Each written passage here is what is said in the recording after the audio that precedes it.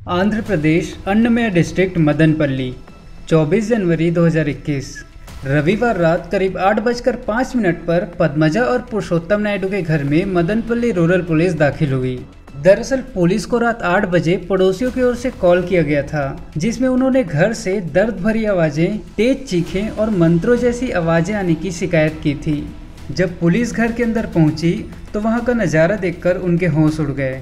उन्होंने देखा कि पद्मजा और पुरुषोत्तम की दोनों बेटियां, पहली आलेख्या जो कि 27 साल की थी और दूसरी साई दिव्या जो कि 22 साल की थी, उनकी लाशें घर में ही पड़ी हुई थी। उन दोनों की हत्या डंबल से पीट कर की गई थी और ये सब एक अजीब से धार्मिक रिवाज के नाम पर उनके पेरेंट्स ने ही किया था।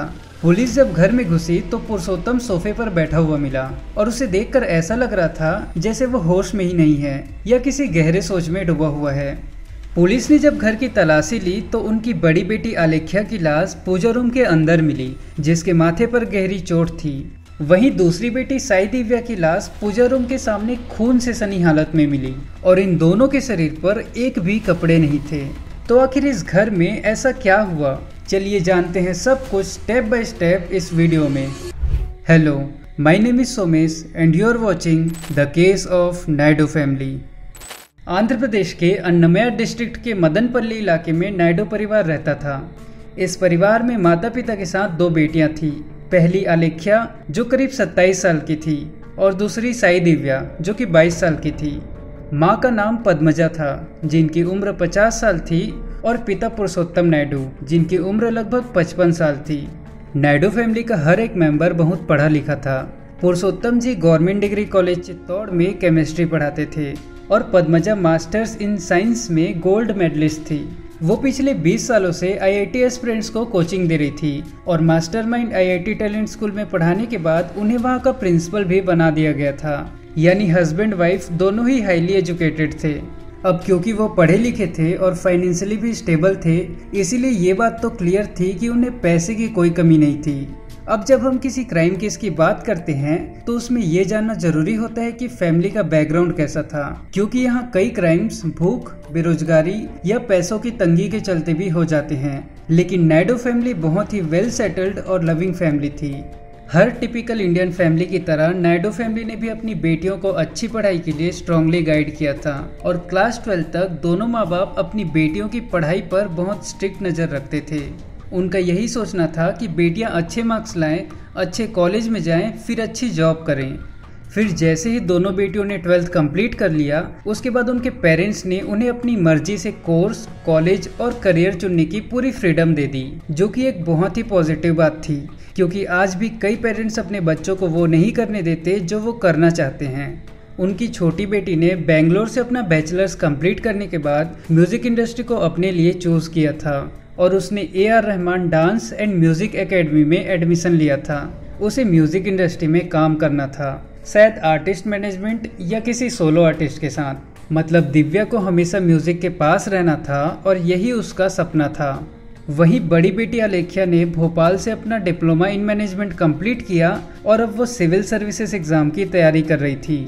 सब कुछ एकदम नॉर्मल चल रहा था, लेकिन फिर आया 2020 यानी कोरोना का टाइम। इस समय नायडू फैमिली मदनपल्ली में एक नए घर में शिफ्ट हो गई थी, जो उनके पुराने घर से काफी अच्छा था। नायडू फैमिली हमेशा अपनी तरक्की और उन्नति के लिए भगवान का शुक्रिया अदा करती थी। इतने पढ़े लिखे और मॉडर्न फैमिली होने के बावजूद ये लोग भगवान शिव के बहुत बड़े भक्त थे। वो हर दिन पूजा करते थे और घर के हर मेंबर का यही डेली रूटीन था, जो बहुत अच्छी बात थी कि उनकी फेथ इतनी स्ट्रांग थी। जब भी उनकी लाइफ में कुछ अच्छा होता था या कुछ भी नया होता था तो वो हमेशा हवन करते थे, हमेशा पूजा करते थे। जैसे कि जब पद्मजा का कोचिंग में प्रमोशन हुआ था तो पूरे परिवार ने मिलकर हवन किया था। वो स्पिरिचुअल वैल्यूज के लिए काफी डिवोटेड थे और यही संस्कार उन्होंने अपनी बेटियों को भी दिए थे। बड़ी बेटी आलेख्या के फ्रेंड्स को भी ये बात पता थी। वो सोशल मीडिया पर अक्सर भगवान और पॉजिटिविटी से रिलेटेड पोस्ट शेयर करती थी और जब वो बाहर पढ़ने गई थी तब भी उसने रोज पूजा करना नहीं छोड़ा था। अब ये दोनों बेटियां अपनी पढ़ाई और अपने करियर को लेकर बहुत ज़्यादा सीरियस थी, लेकिन 2020 में जैसे ही कोरोना आया उनके पेरेंट्स ने दोनों बेटियों को अपने नए घर में वापस बुला लिया ताकि सब साथ रह सकें और यहीं से चीज़ें धीरे धीरे बिगड़नी शुरू हुई। 23 जनवरी 2021 को नायडू फैमिली ने अपने काम से कुछ दिनों की छुट्टियां ले ली थी। कॉलेज में उन्होंने ये रीज़न दिया था कि उन्हें एक बहुत बड़ी पूजा करनी है अपने दोस्त मिटाने के लिए, और उसकी प्रिपरेशन में उन्हें काफ़ी समय लगने वाला है। अब क्योंकि पद्मजा और पुरुषोत्तम दोनों ही अपने काम में बहुत डिसिप्लिन और रेगुलर थे, इसलिए उन्हें बड़ी आसानी से छुट्टियां मिल गई। इसके बाद नायडू फैमिली के चारों मेंबर्स उस पूजा की तैयारी में लग गए। पड़ोसियों के मुताबिक 24 जनवरी रविवार के दिन सुबह सुबह उनके घर से मंत्र पढ़ने और पूजा की आवाज़ें आ रही थी। ये आवाज़ें उनके घर से अक्सर सुनाई देती थी, इसीलिए किसी को कोई शक नहीं हुआ और पड़ोसी भी अपने अपने काम में लग गए। उसी दिन शाम करीब 7 बजे पुरुषोत्तम ने अपने एक दोस्त को कॉल किया जो पद्मजा के ही कोचिंग सेंटर में काम करते थे और उनकी फैमिली में भी उनकी अच्छी खासी जान पहचान थी। शुरू में दोनों के बीच नॉर्मल बातें हुई, लेकिन थोड़ी देर बाद पुरुषोत्तम की आवाज़ थोड़ी डरी डरी सी लगने लगी। उनके दोस्त ने पूछा, सब ठीक है ना, अब कुछ परेशान से लग रहे हो। इस पर पुरुषोत्तम ने जो कहा उसे सुनकर उनके दोस्त के होश उड़ गए। उन्होंने कहा, शायद मैंने एक ऐसी चीज कर दी है जिसे मैं कभी ठीक नहीं कर पाऊंगा। इसके बाद उन्होंने अपने उस दोस्त को सारी बातें डिटेल में बतानी शुरू की, जिसे सुनकर उनके रोंगटे खड़े हो गए। पुरुषोत्तम ने बताया कि उसने अपनी दोनों बेटियों को मार दिया है, लेकिन उसका ये भी कहना था कि कल यानी 25 जनवरी को उसकी दोनों बेटियां वापस आ जाएंगी। उसके दोस्त को यकीन ही नहीं हो रहा था कि एक इतना पढ़ा लिखा इंसान ऐसा कुछ बोल रहा है। फिर भी अपने आप को संभालते हुए उसने पुरुषोत्तम से पूछा कि आपने ऐसा क्यों किया। इस पर पुरुषोत्तम ने एक्सप्लेनेशन देते हुए कहा कि उनकी बेटियों के अंदर कुछ बुरी शक्तियां आ गई थी जो कलयुग की वजह से थी, और जब कल यानी 25 जनवरी को सतयुग की शुरुआत होगी तो उनकी बेटियां इन्हीं शरीरों में बिना उन बुरी शक्तियों के वापस लौट आएंगी। ये सब सुनते ही उनके दोस्त ने तुरंत कॉल काटा और सीधे पुलिस को फोन किया। कॉल रिसीव होते ही पुलिस भी तुरंत नायडू फैमिली के घर पहुंची और जो कुछ उन्होंने वहां देखा वो बेहद खौफनाक था। सबसे पहले उन्हें पूजा रूम के सामने दिव्या की बॉडी मिली, जिसके सर पर पहले त्रिशूल से वार किया गया था और फिर उसके चेहरे पर डंबल से मारा गया था। पूजा रूम के अंदर जाने पर उन्हें आलेख्या की बॉडी मिली और उसके सिर पर भी डंबल से वार किया गया था। दोनों की बॉडीज को लाल साड़ी में रैप किया गया था और उनके सिर के कुछ बाल काटकर भगवान शिव को अर्पित किए गए थे ताकि अगली सुबह सतयुग में वो वापस आ सकें। पुलिस जब पूजा रूम से बाहर निकली और अंदर के दूसरे कमरे की ओर बढ़ी तो देखा कि पद्मजा और पुरुषोत्तम बिल्कुल शांत बैठे हुए थे, जैसे कुछ हुआ ही ना हो। पुलिस ने उनसे पूछा कि ये सब किसने किया, तो पद्मजा ने कहा कि ये सब हमने किया है, अपनी मर्जी से किया है और हमारी बेटियों ने भी अपनी मर्जी से किया है। पेरेंट्स का मानना था कि उनकी बेटियों में जो बुरी शक्तियां आ गई थी वो कलयुग का असर थी, इसीलिए उन्होंने कलयुग के आखिरी दिन यानी 24 जनवरी को एक तरह से अपनी बेटियों की बलि चढ़ाने का फैसला लिया था। पद्मजा के मुताबिक सबसे पहले छोटी बेटी दिव्या ने अपनी बड़ी बहन से कहा था कि दीदी आप मेरी बलि चढ़ा दो। जब बड़ी बहन यानी आलेख्या ने ऐसा करने से मना किया तो दिव्या ने कहा, अगर आपने ऐसा नहीं किया तो मैं खुद की जान ले लूंगी, जो कि इस रिचुअल के अकॉर्डिंग एक पाप था।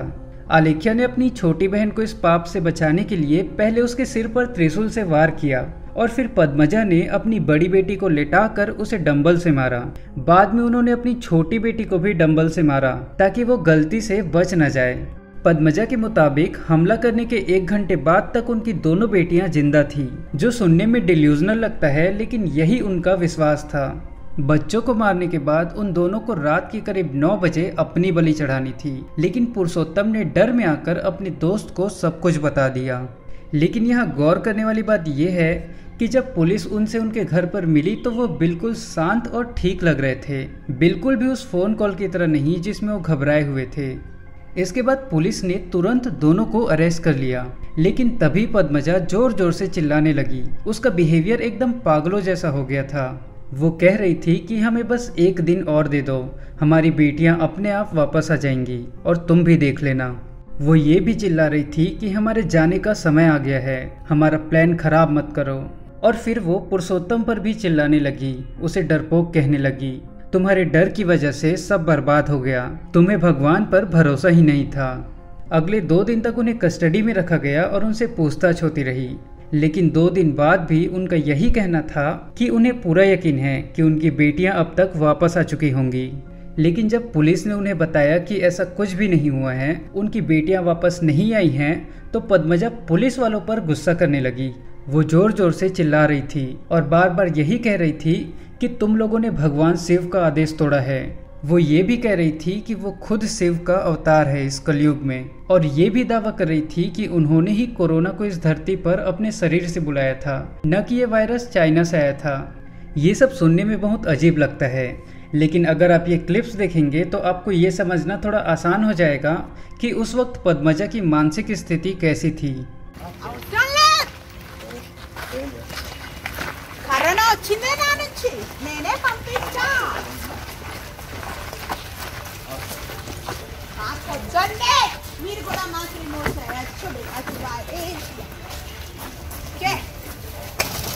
శివ బాడీ పార్టికల్ నుంచే కరోనా వచ్చింది.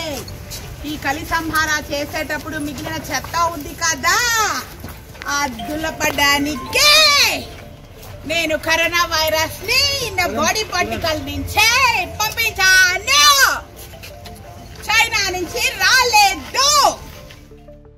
अब पुलिस के लिए ये पूरी तरह क्लियर हो गया था कि पद्मजा और पुरुषोत्तम दोनों मेंटली स्टेबल नहीं हैं।